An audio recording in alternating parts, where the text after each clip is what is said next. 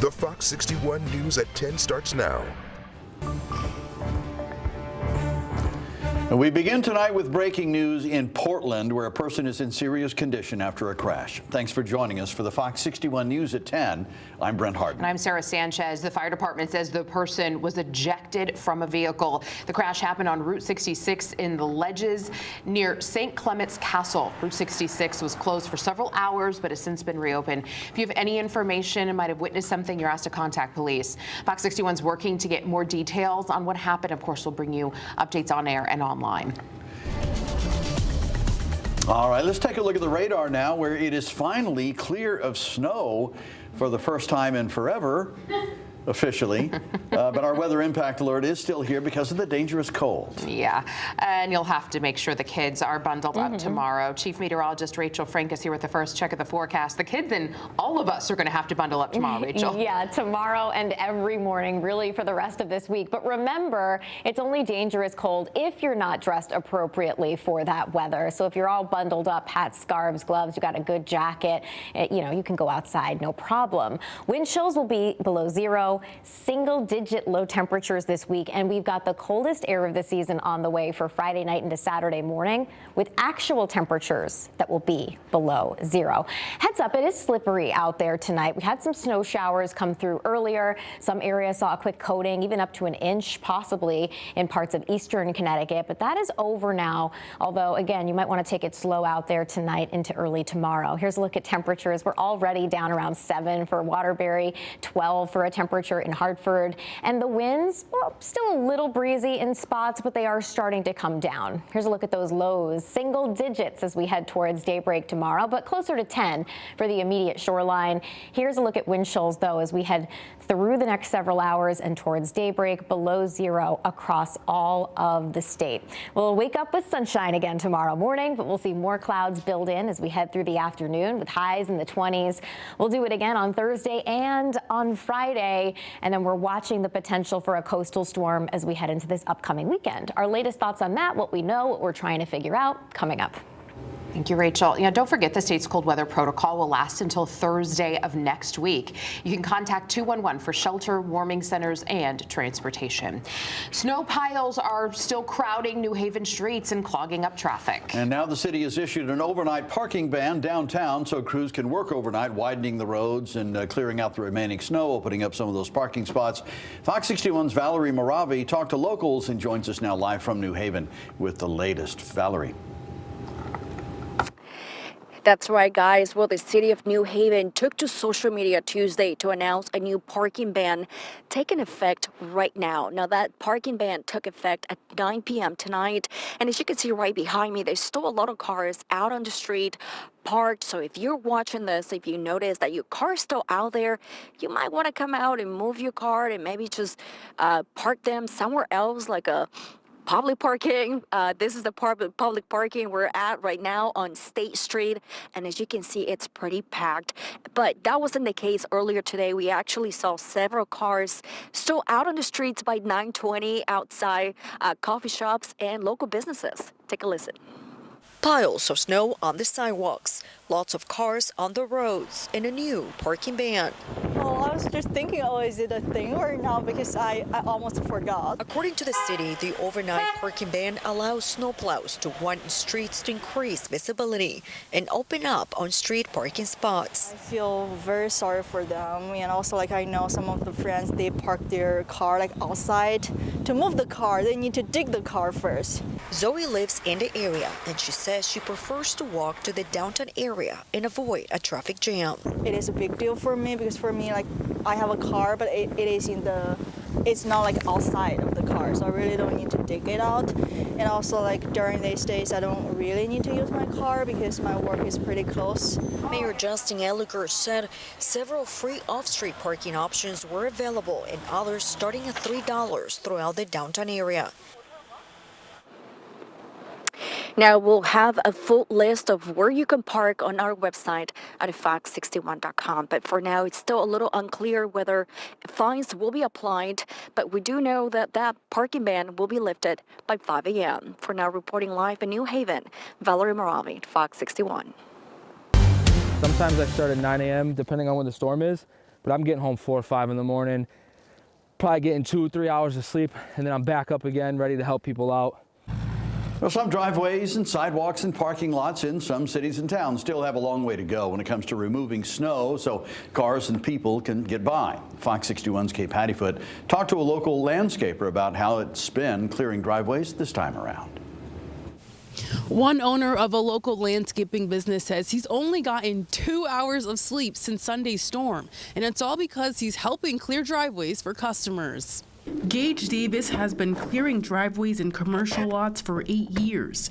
He said Sunday's storm has been the most snow he has ever plowed. Some driveways are more difficult than others. When you have a big amount of snow like this, there's really not a lot of room to pile up on smaller driveways. And if you have fences in the way, so it is a bit more, it's the most difficult one that I've done for sure. Tuesday night, I went with him while he cleared 2 long driveways. Makes it a little bit tough just because there's a lot of turns and stuff. And there's a lot of like back scooping and pushing and maneuvering the snow. So the longer driveways do make it tough. Davis says since Sunday, he's cleared snow from 40 homes. Most of the business I had though was people pretty much like this situation I'm in now where one of the guys, the driver they had just didn't show up or just didn't do a good job. So they called me to come and do it. He says the reason for that is plow drivers are busy trying to help every customer and are trying to rush to their next job. That's where I come in 2 days after the storm and I fix it. Tallinn Public Safety Captain Timothy Seeds says because the snow is piled high on many streets, it's posing as a safety concern. Biggest thing is just you're going to have to heed some extra caution while the crews work to push all these snowbanks back, and the drivers coming at those cross paths. You have to anticipate that cars are going to be nosing out from those intersections to get a line of sight. Davis said when plowing, it's important to not take on too many jobs because it can get overwhelming and the job may not be well done. In Middletown, Kate Pattyfoot, Fox 61. Many Connecticut students have missed days of school, now 2 days because of the storm. And now the question is, how will those days be made up? By law, school districts must have a minimum of 180 instructional days. Fox 61's Annette Montgomery asked the president of the Connecticut Education Association and the chair of the Hartford Board of Ed, when are those days going to be made up? Each school district here in Connecticut builds in automatic snow days when planning the academic calendar. Here in Hartford, they have 2. The last day of school for students would have been June 16th, but now it's the 18th. Snow days bring parking bans, which in Hartford can often mean for students. It kind of is the writing on the wall that it'll most likely be a snow day. In Hartford, snow days for us are kind of predictable at times because our school lots are used as lots during the parking ban. Shantae Brody is chair of the Hartford Board of Education. She says the district only built in 2 snow days, so now the last day of school is June 18th.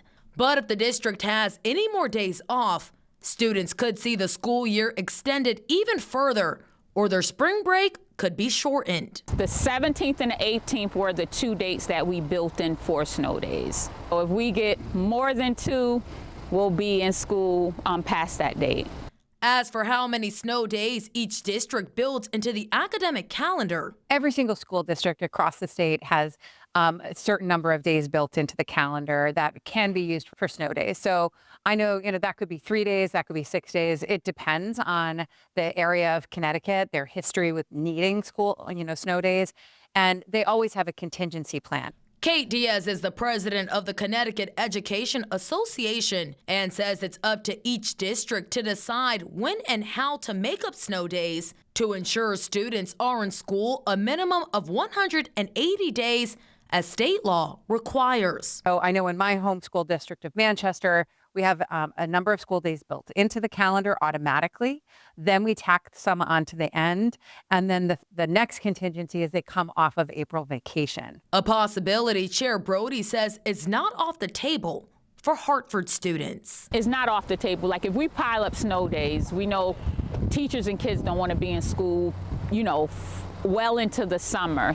Another important note, if a district calls for a snow day but switches to virtual remote learning, that does not count towards the required 180 instructional days. It must be in-person learning. In Hartford, Annette Montgomery, Fox 61.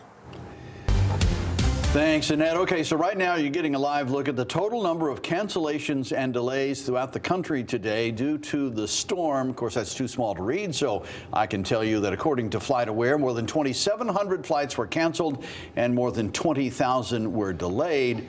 And as of earlier today, 84% of flights are on time at Bradley International Airport, according to the Connecticut Airport Authority. They also say 8% of flights have been canceled. The other 8% are delayed. Passengers are urged to contact their airline directly to check their flight status before going to the airport. Officials say snow cleanup continues. As always, for the latest flight information at any time, just text the word keyword flight to 800-527-6161. And for all the latest on the forecast, download Fox 61 Plus. That's our free streaming platform on your smart TV.